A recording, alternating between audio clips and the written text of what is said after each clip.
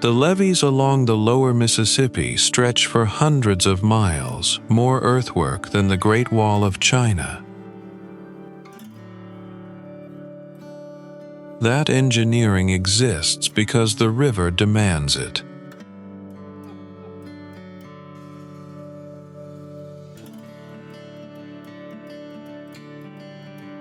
Its floods built Mississippi's flat, fertile plains, stretching all the way to the Gulf Coast.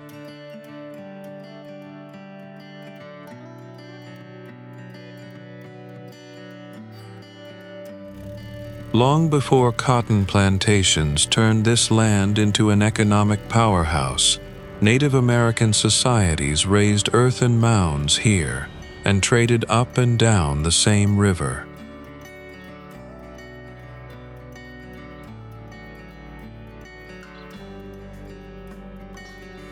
That history left behind a landscape of contrast.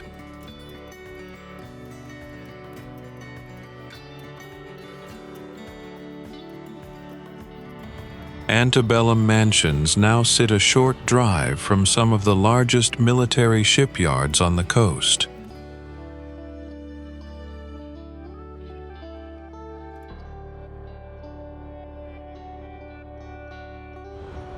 The river built this state, and it's still reshaping it today.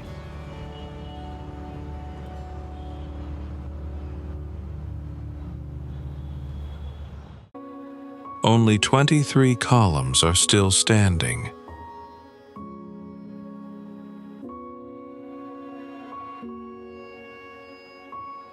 They rise in 2 rows inside a forest clearing in Claiborne County, about 10 miles from Port Gibson.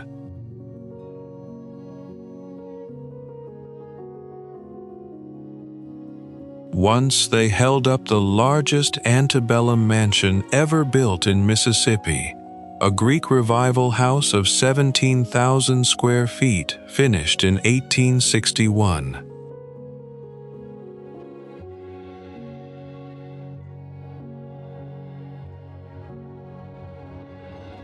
The estate covered 2,600 acres and was worked by more than 300 enslaved people.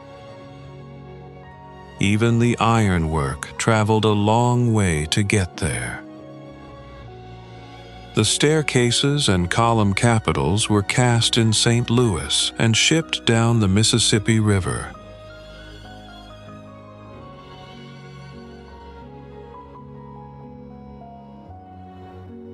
When the Civil War began, Confederate soldiers used the rooftop cupola as a lookout post.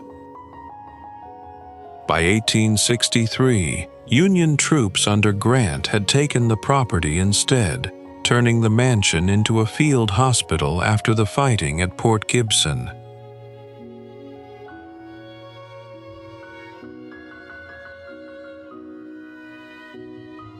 The house survived the war without damage.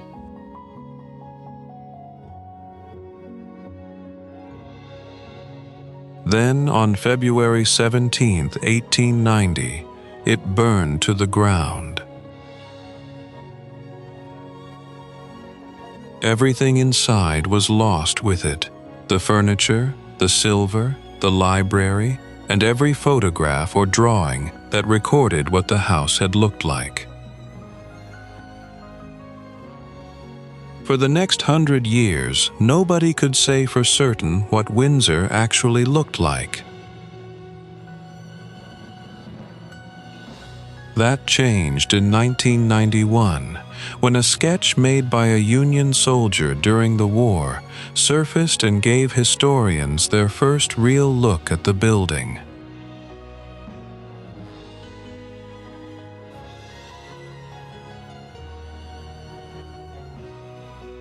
Now, before we move on to the next destination, here's a fun question for you. Which legendary musician was born in Tupelo?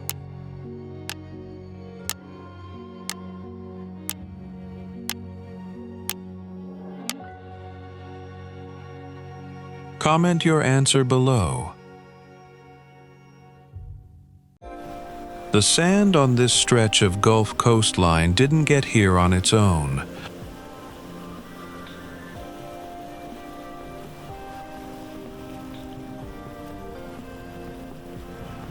Army engineers pumped it in during the 1950s, part of a seawall project that ended up creating the longest artificial beach on the planet, running 26 miles from Biloxi to Pass Christian.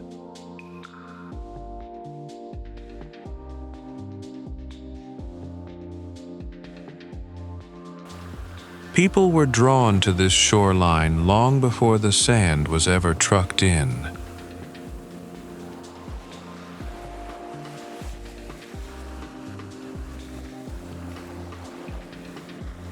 French colonists arrived in 1699, and for a few years starting in 1720, this stretch of coast actually served as the capital of French Louisiana, until the title moved to New Orleans in 1723.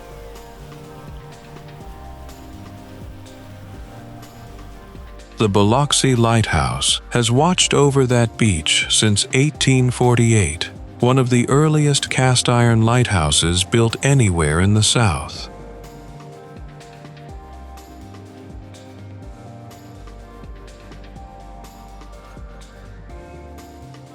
It was still standing after Hurricane Camille tore through in 1969, with winds near 190 miles per hour and a storm surge 17 feet high.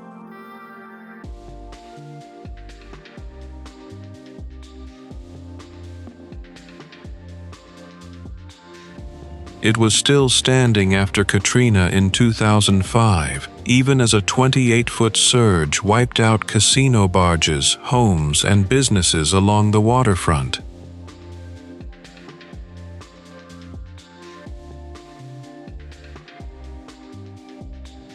Fishing boats kept working through all of it.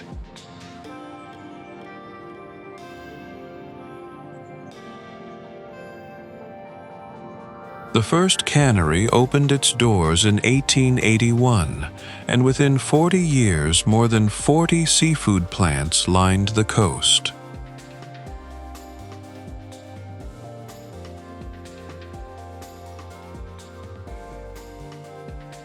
By 1904, Biloxi had claimed the title Seafood Capital of the World, and the name stuck.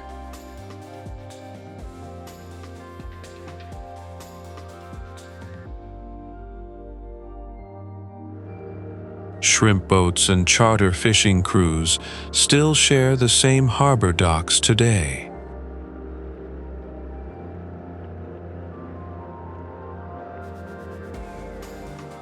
Then, in 1992, casino gambling became legal, and within 10 years, Biloxi held 9 of the 12 casino resorts anywhere on the Gulf Coast.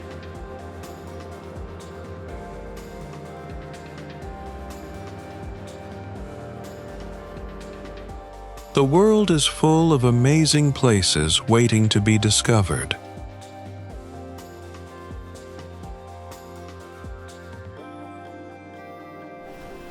Subscribe, and let's explore them together. Bay St. Louis wasn't always called that.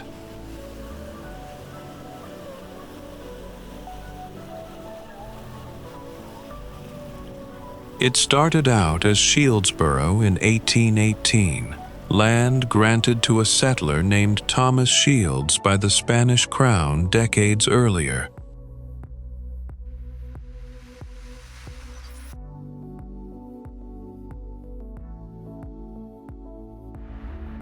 The name didn't change until 1882, borrowed from St. Louis Bay itself, which French settlers had named back in 1699 for King Louis IX.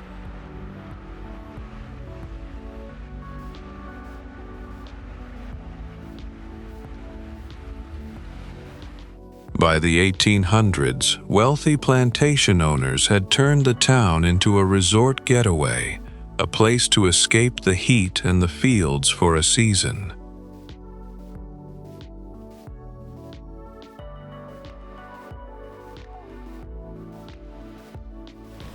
The railroad linking the town to New Orleans in 1869 only brought more visitors in, and by the early 1900s, Bay St. Louis had a reputation as one of the coast's premier retreats.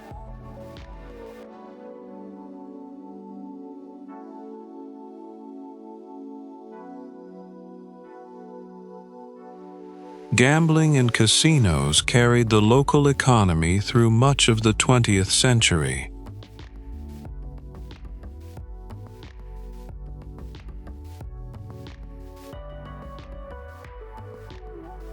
Walk through the Old Bay St. Louis Historic District today, and you're surrounded by buildings that have stood since the 1800s. Wood frame cottages and raised piers, built to survive storms that hadn't happened yet.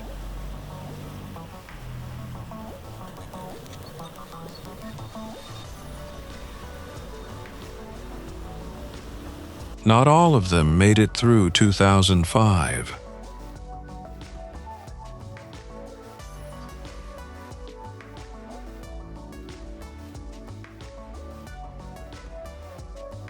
Hurricane Katrina destroyed more than half the homes in the city and leveled entire blocks of historic structures.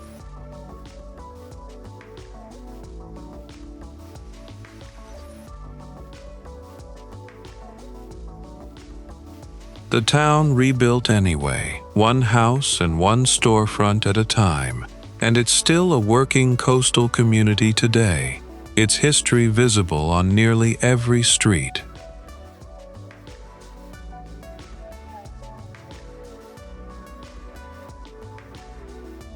If you enjoyed this journey, you can support the channel with a small coffee hero. Your support helps me keep creating more travel videos like this. Thank you so much.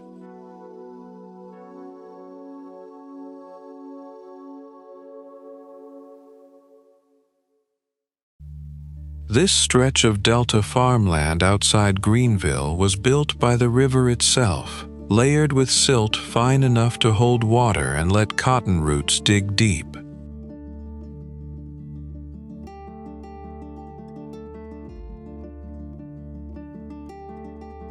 That soil, called alluvium, has been dropped here for thousands of years, every time the Mississippi or the Yazoo overflowed its banks.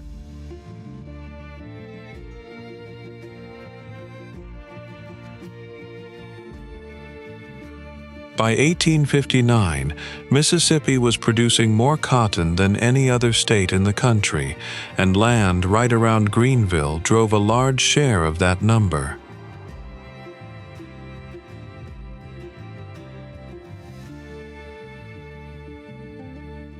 For nearly a century, almost every boll in these fields was picked by hand.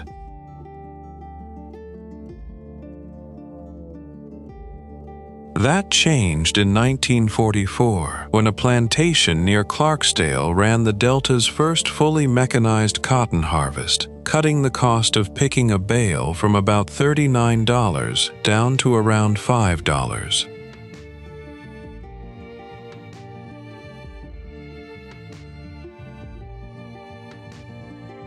Machines like it move through these fields today, snapping bolls into a rotating head and pressing them into a tightly wrapped round module before rolling it out the back.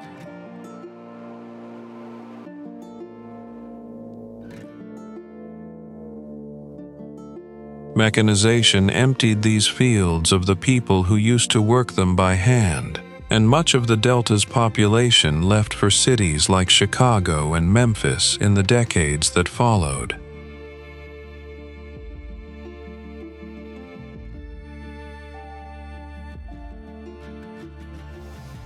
Once harvested, that cotton still moves the same way it always has, down the river.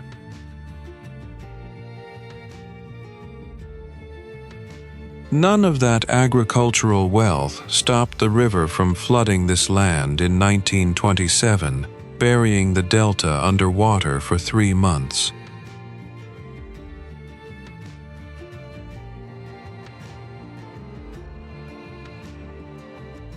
The fields have been replanted every season since, the same white rows stretching out toward the tree line. The road doesn't go anywhere new, it just follows the river.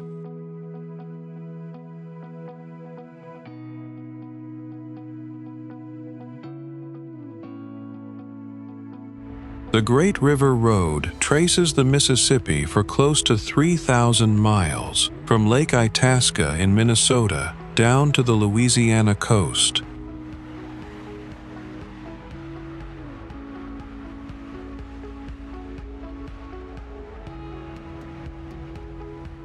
It isn't one highway at all, but a patchwork of state and local roads marked with the same green and white pilot's wheel logo.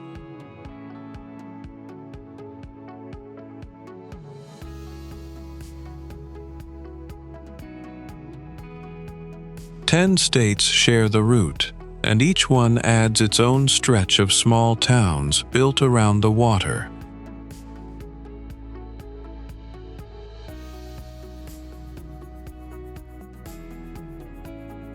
The idea came together in 1938 when a River Parkway Commission from those 10 states agreed to map existing roads rather than build a new one.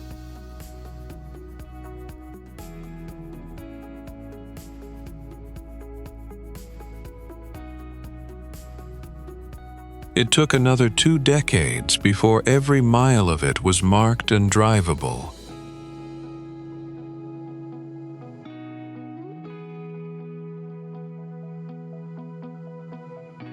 In southeastern Minnesota and western Wisconsin, the road cuts through the driftless area, land the last glaciers never touched.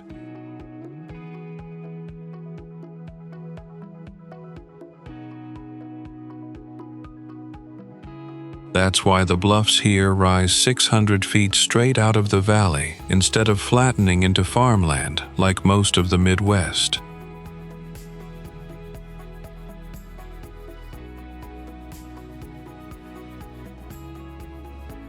Great River Bluffs State Park is one of the better stops along that stretch, and the Kings Bluff Trail climbs to a point where the whole valley opens up on both sides.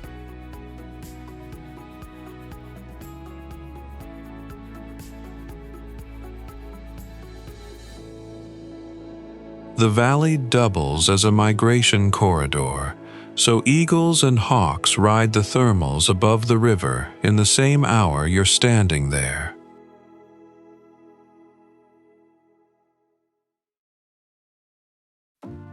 Every city block downtown was originally supposed to alternate with a park, laid out on a checkerboard plan Thomas Jefferson had advocated for.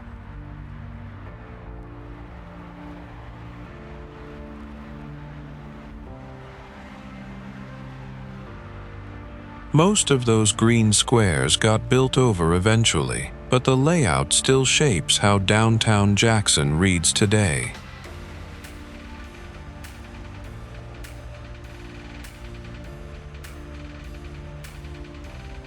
State legislators picked this spot on the Pearl River in 1821, moving Mississippi's capital here from Natchez to sit closer to the center of the state.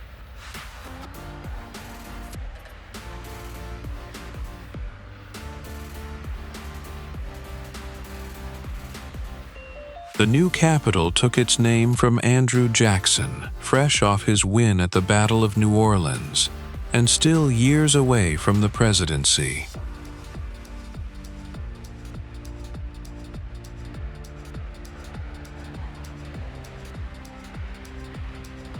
During the Civil War, Union troops under Sherman burned most of the city in 1863, leaving little standing but brick chimneys where houses used to be.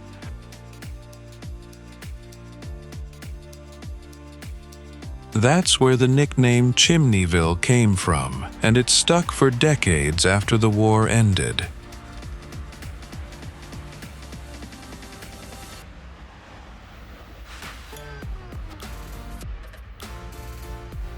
The old capital survived the fire and stayed in use until 1903, when the current Beaux-Arts Capitol building opened just down the street. Natural gas discovered nearby in the 1930s brought new industry into the city and kept it growing straight through the Depression.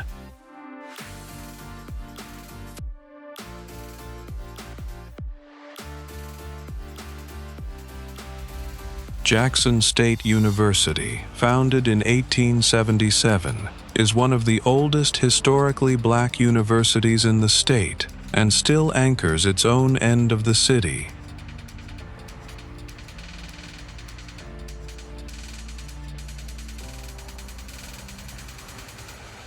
Downtown still carries that layered history, with government buildings from 3 different centuries standing within a few blocks of each other.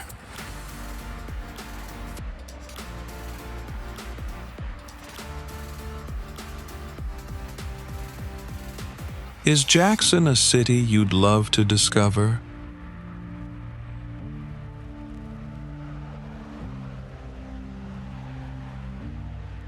Comment 1 if definitely, or 2 if you're still deciding. On a high bluff overlooking the Mississippi River, Natchez is one of the oldest European settlements in the lower Mississippi River Valley.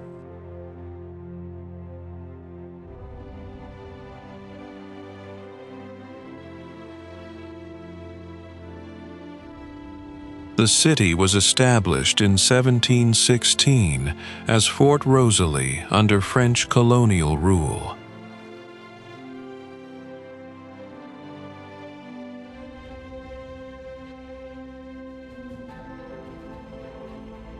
The name Natchez originates from the Natchez Native American tribe who had inhabited the area from as early as the 8th century onward.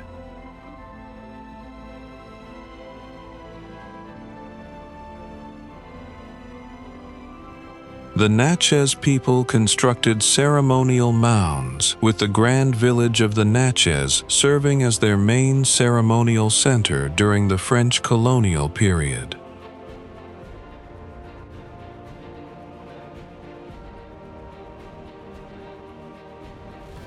Relations between the French and the Natchez deteriorated, leading to an attack on Fort Rosalie in 1729. And by 1731, the Natchez had been defeated and dispersed.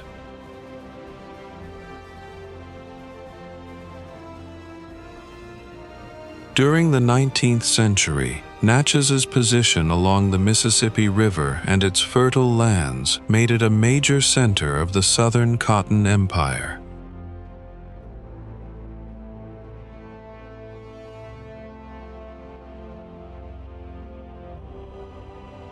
The wealth from cotton plantations created a wealthy planter class who built magnificent mansions, many of which still survive.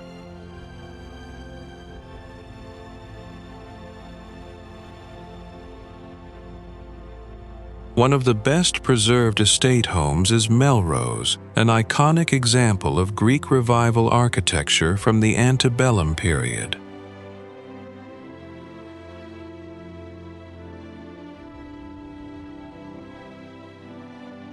During the American Civil War, Natchez surrendered to Union forces without bloodshed, allowing the city's antebellum architecture to be largely preserved.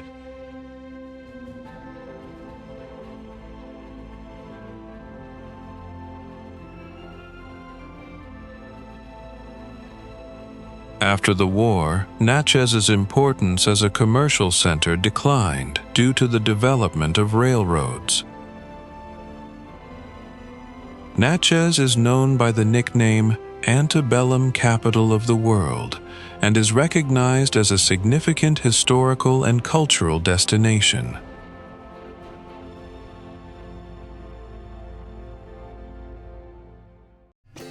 The city was established in the late 19th century and quickly developed as a center for timber and agricultural exports.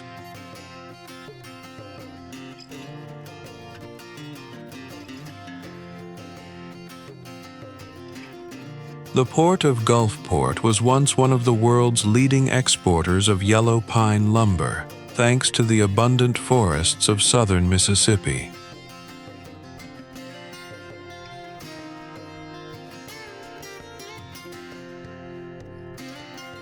After timber resources declined, the port shifted to importing bananas from Central America and became one of the largest fresh fruit import ports in the United States.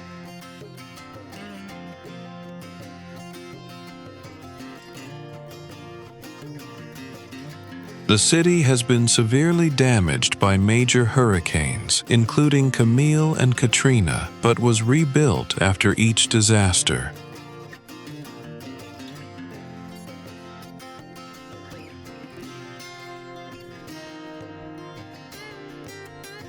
Following Hurricane Katrina, the port was reconstructed and upgraded to withstand more severe weather conditions, with raised and reinforced structures.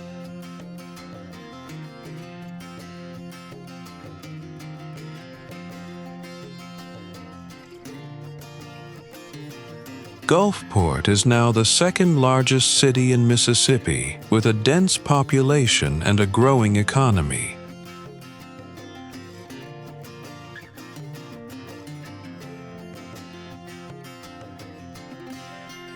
The Port of Gulfport plays a vital role in regional maritime trade, handling millions of tons of cargo annually.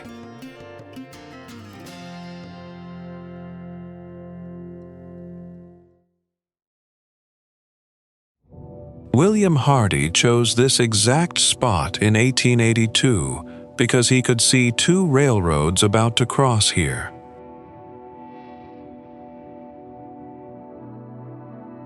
He was the engineer planning both lines, which gave him a head start on everyone else in guessing what that intersection would become.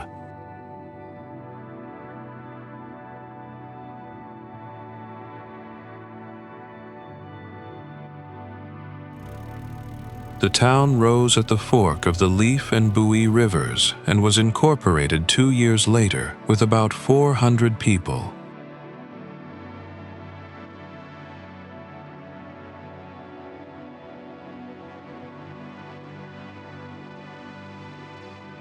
Hardy named it after his wife, Hattie.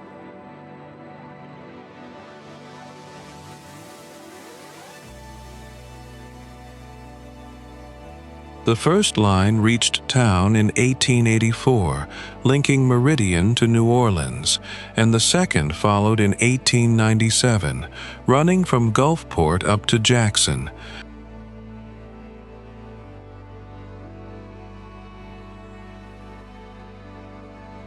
Once those two lines crossed, Hattiesburg turned into the shipping point for the entire pine timber region of South Mississippi.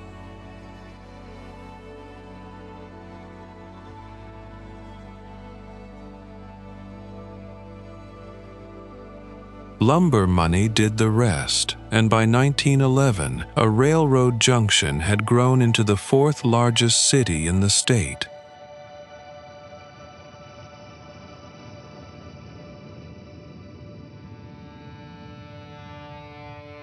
A newspaper contest in 1912 gave it the name Hub City, a nod to how many rail lines converged here.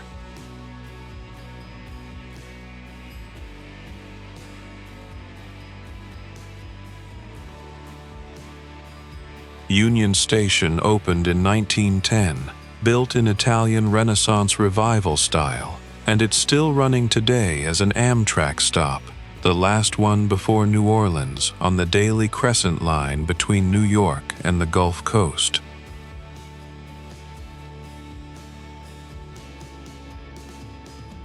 A $10 million restoration brought the depot back in 2007.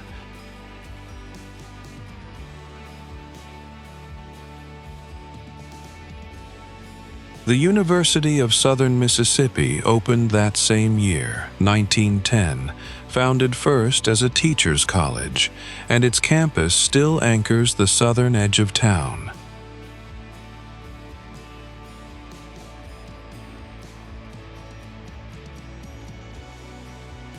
Brett Favre played college football there before his NFL career ever started.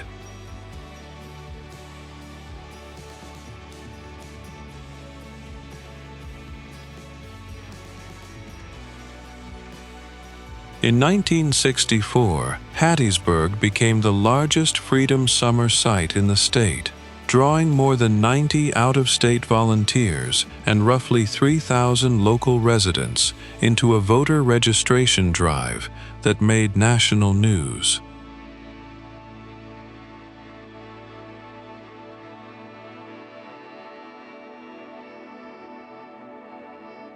Those events played out on the same streets that run through the city today, and a 16-stop self-guided trail now marks the sites across downtown. One of the most significant turning points of the American Civil War took place in a small city on the banks of the Mississippi River. Vicksburg is a historic city located on high bluffs overlooking the Mississippi River in Warren County, Mississippi.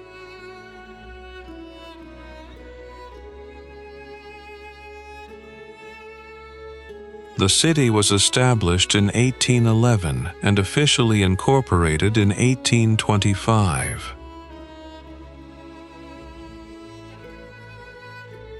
The name Vicksburg was given in honor of Methodist missionary Newitt Vick, who established a mission on this land in 1816. The strategic position on the high bluffs, where the Mississippi River makes a sharp bend, made Vicksburg an important natural fortress.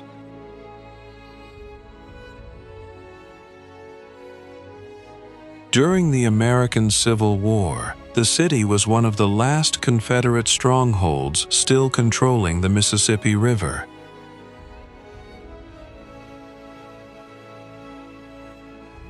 The siege of Vicksburg lasted 47 days from May to July 1863, ending with the surrender of Confederate forces. This event is considered a turning point of the Civil War, securing full Union control over the Mississippi River.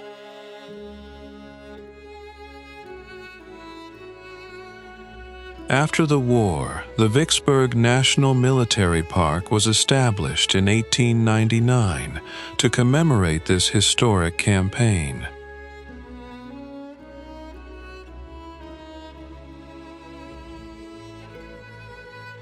The park now preserves trench systems and over 1,300 monuments, making it one of the largest collections of military memorial art in the United States.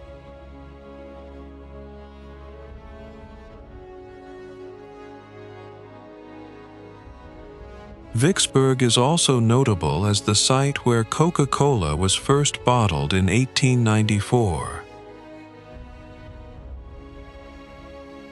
The city is also recognized for its contributions to the development of blues, jazz, and gospel music.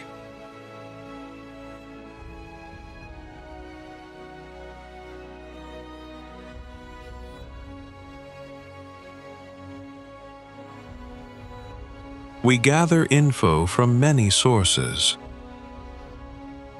If something seems off or you've got more to add, drop a comment. A city that was once just a small lumber camp along the railroad rose to become the world's largest exporter of yellow pine lumber in the early 20th century.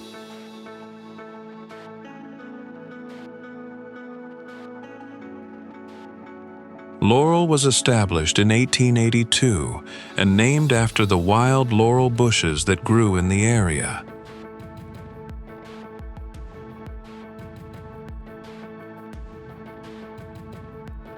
The city's growth was closely tied to the lumber industry, especially after the New Orleans and Northeastern Railroad was built through the region in 1881.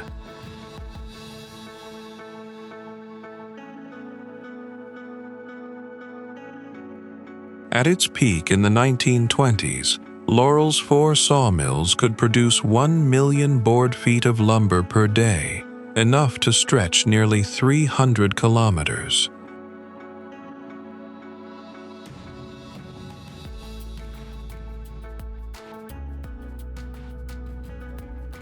The wealth generated from the lumber industry created a wealthy class of mill owners who built magnificent mansions and shaped the Laurel Central Historic District, considered the largest and finest collection of early 20th century architecture in Mississippi.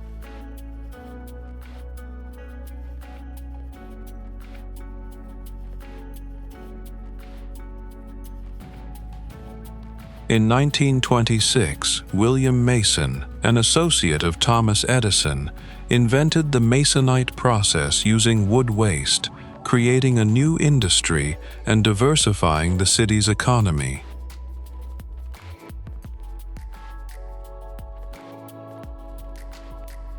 By the 1940s, the discovery of oil and the growth of the poultry industry had replaced lumber as the region's primary economic driver.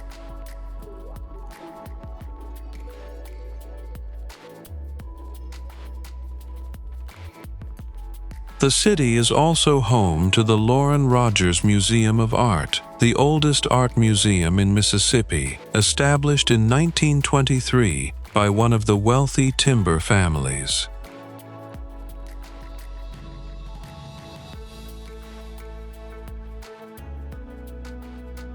Laurel is also known for its annual festivals, including the Laurel Music and Arts Festival, which attracts artists and visitors from across the region.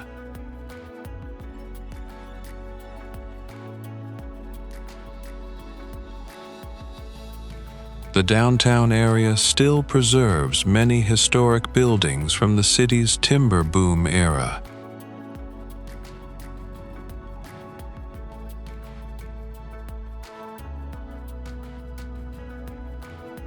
Laurel remains a notable example of economic transformation and heritage preservation in the American South.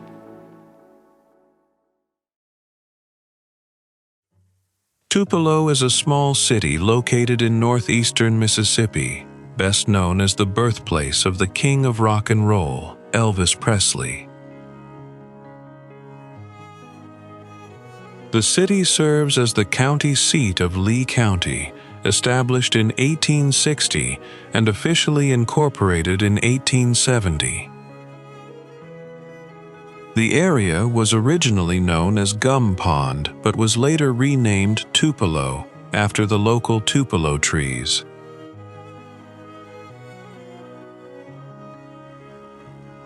Tupelo is globally famous as the birthplace of Elvis Presley. The city was the first in the United States to receive electricity from the Tennessee Valley Authority, an event marked by President Franklin D. Roosevelt. In the 1930s, Tupelo suffered a devastating tornado that caused significant loss of life and property. Following this disaster, Tupelo became known for the Tupelo Miracle, an economic development model based on cooperation between urban and rural areas.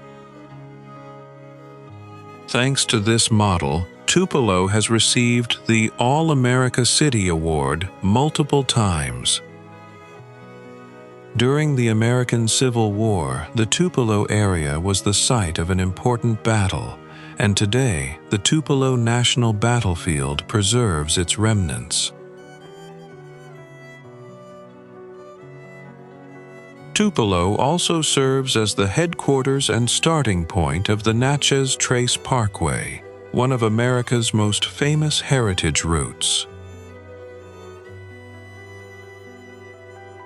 The city was once a center for cotton and pottery production, but has since diversified with the presence of manufacturing plants.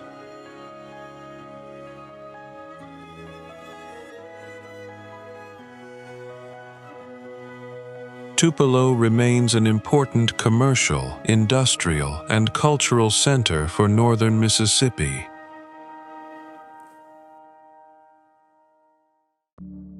The water begins its journey in the hills of northeastern Mississippi, winding through forests and swamps before emptying into the Gulf of Mexico.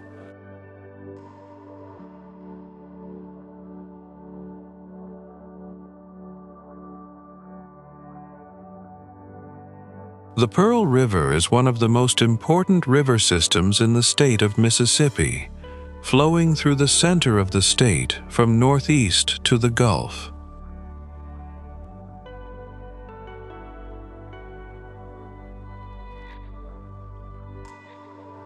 The Pearl River originates in Neshoba County, Mississippi, from the confluence of Nani-Waya and Tallahatchie creeks.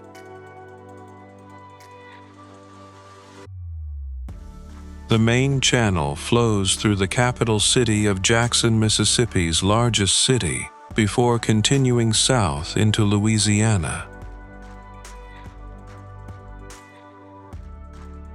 The Ross Barnett Reservoir, created by a dam constructed in 1962, lies northeast of Jackson, providing drinking water and recreational amenities for the metropolitan area.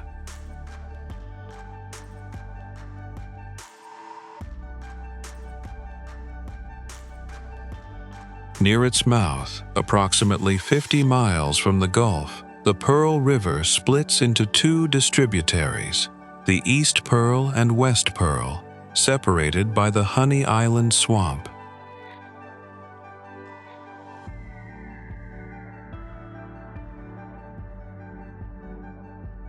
The lower reaches of the river form part of the natural boundary between Mississippi and Louisiana.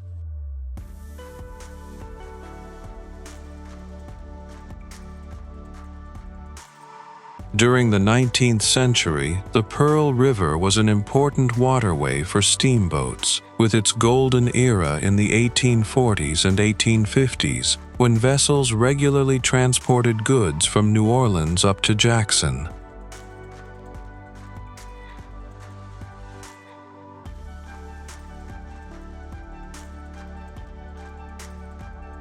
After the Civil War, the river's transportation role was challenged by newly constructed railroads.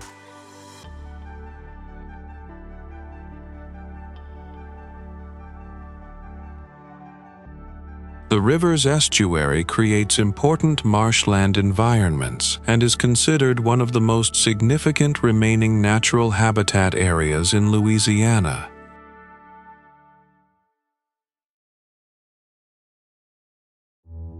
Long before it had that name, this stretch of coast was called Old Biloxi, the first permanent French settlement anywhere on the Gulf Coast.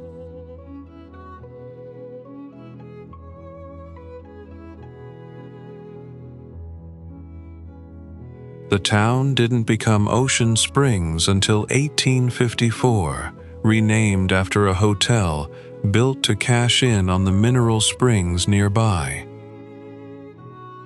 Those springs drew vacationers north from New Orleans looking for a cure, and that resort crowd shaped much of the town that grew up around the bay.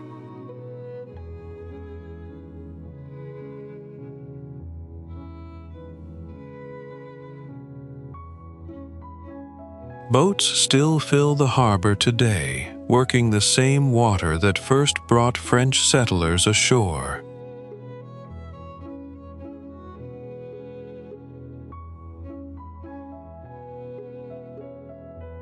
The bridge crossing Biloxi Bay connects Ocean Springs to Biloxi, standing in for the first concrete span that opened here in 1930.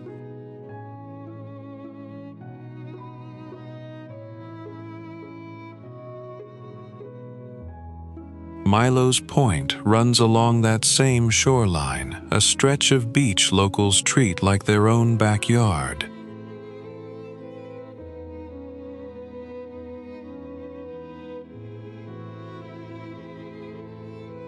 Royal terns work the sand there too, diving for fish just off the same beach families spread out on for the afternoon.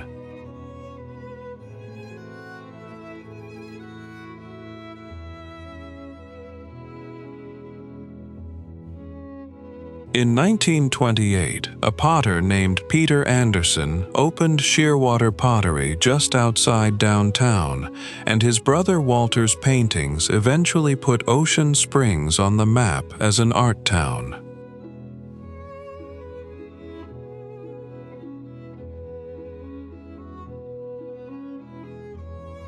Walter Anderson spent long stretches of his life alone on Horn Island, a barrier island visible from this coast, filling logbooks with drawings of the birds and water around him.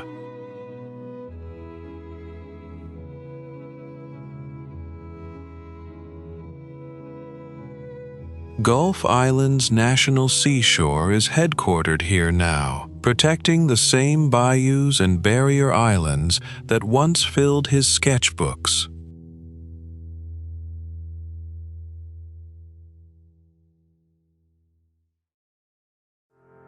The Mississippi River, known as the Father of Waters in the Algonquian language, is one of the greatest rivers in the world.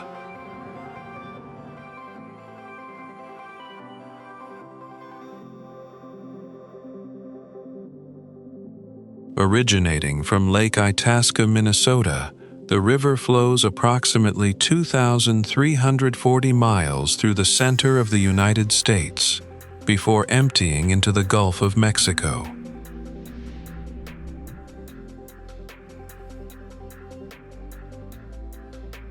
The Mississippi River system, including major tributaries such as the Missouri and Ohio, drains a vast basin covering 40% of the continental United States.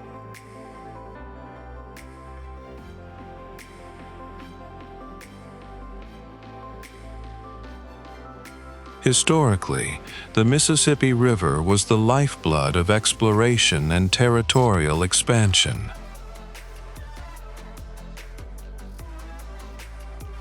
The French were the first Europeans to fully exploit the river, with explorer La Salle traveling its entire length in 1682 and claiming the basin for King Louis XIV. The river once served as a boundary, a route for legendary steamboats, and the setting for American history and literature, particularly the works of Mark Twain.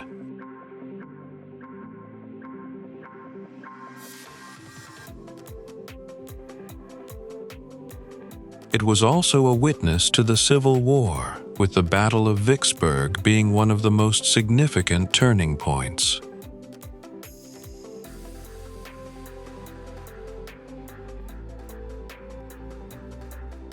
Today, the Mississippi River remains one of the busiest commercial waterways in the world.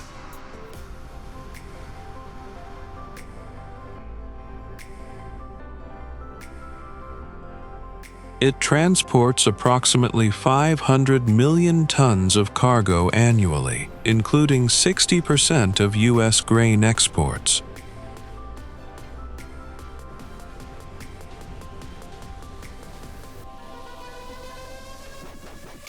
However, ecological challenges are increasingly growing, including nutrient pollution, causing a massive dead zone in the Gulf of Mexico.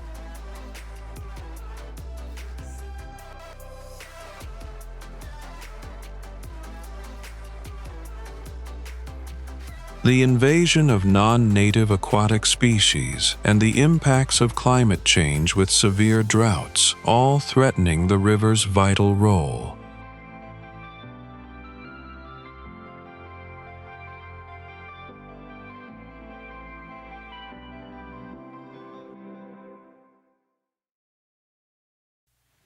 Every other state capital in the country has an eagle on top, facing toward Washington, D.C. Mississippi's faces south instead.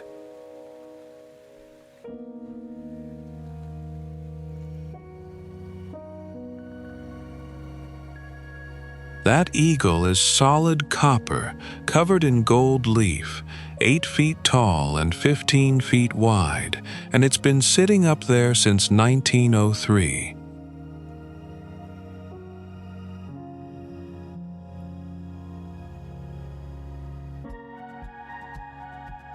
The building underneath it wasn't paid for with state bonds or new taxes.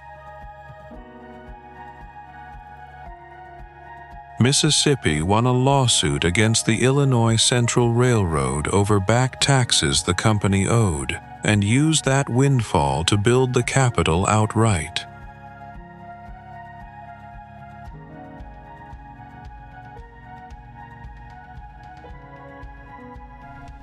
Construction started on the site of the old state penitentiary in 1901 and finished just 28 months later.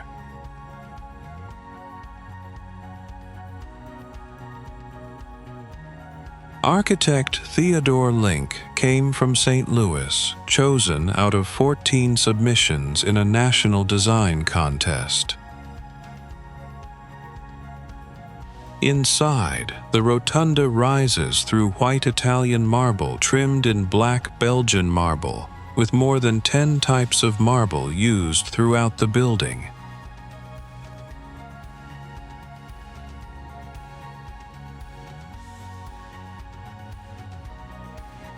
The dome overhead climbs 180 feet and holds 4 murals painted in 1934, each depicting a different chapter of Mississippi's history.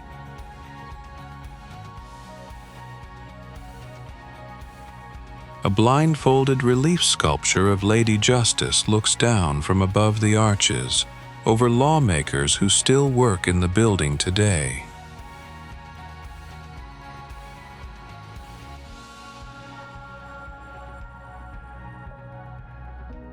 Stained glass windows made by a Chicago craftsman named Louis Millet still light the grand staircase and the smaller domes above the House and Senate chambers.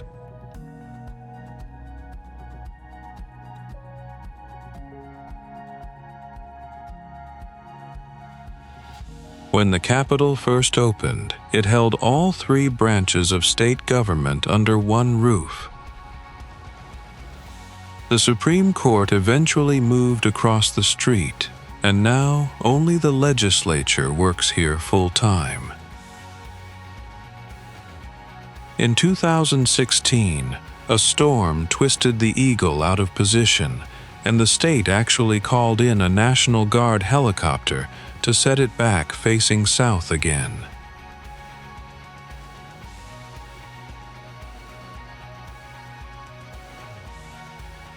The grounds outside hold a replica Liberty Bell and the original figurehead from a U.S. Navy battleship named after the state.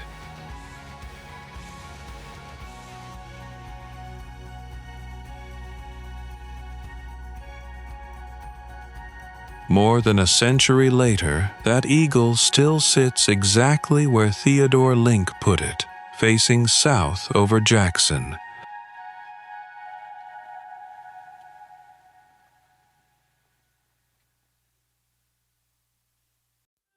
The Tallahatchie moves slow and dark through the heart of northern Mississippi, and most of what lives in it stays hidden until it doesn't.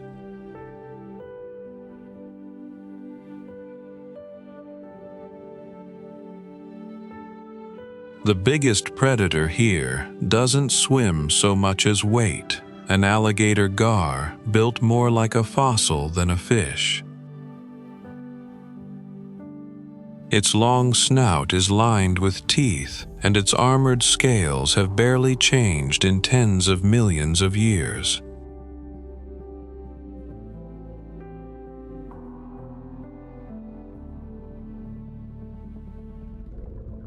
Nothing else in this river challenges it, which puts it at the top of a food chain that starts much smaller.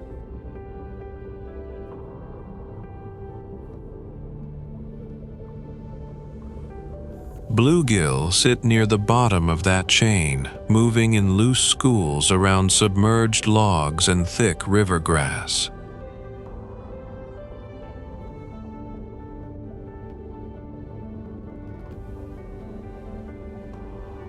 They're easy to overlook, but almost every predator in the Tallahatchie depends on them at some point.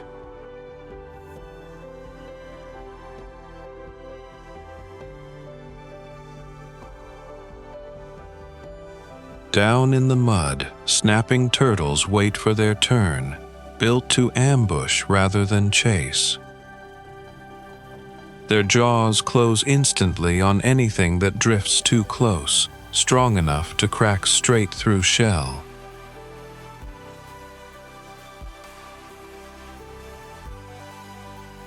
Up along the banks, the water gives way to reeds, and that's where the yellow-crowned night heron hunts. Its pale crown and sharp facial markings make it easy to pick out even from a distance.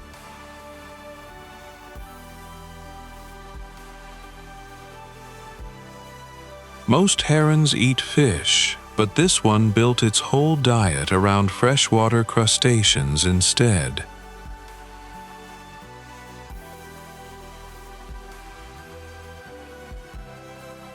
It stands motionless for long stretches, sometimes most of an hour, before it moves at all. When it finally strikes, its heavy bill crushes straight through the shell of a crawfish or river crab.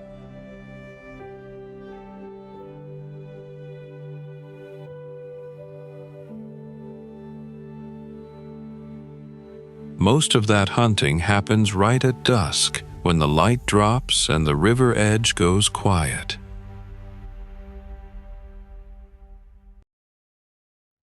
The largest octagonal house in the United States is an unfinished structure where the workers' tools have remained untouched for decades. Longwood, also known as Nutt's Folly, an antebellum mansion located in Natchez, Mississippi. The structure was designed by architect Samuel Sloan from Philadelphia for wealthy cotton planter Haller Nutt.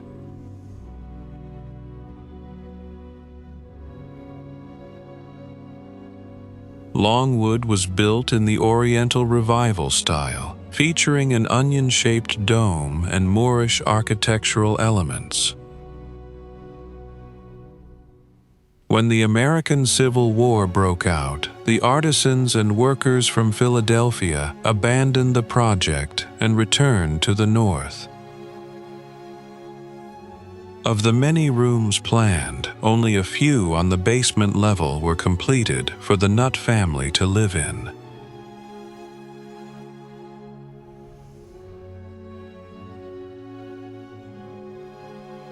Haller Nutt passed away, and the unfinished structure became a symbol of the decline of the Southern plantation elite.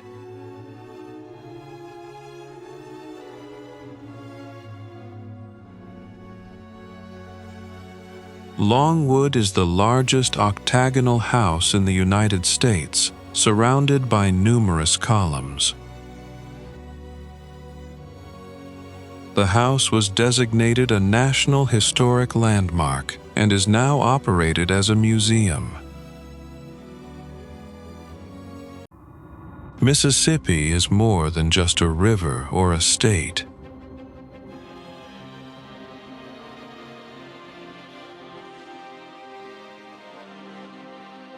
It is a living witness to deep historical scars, raw blues music, and modern industrial power.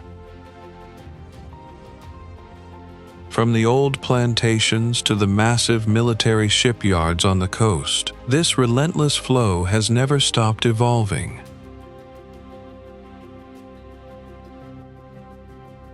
Mississippi never finished becoming what it is.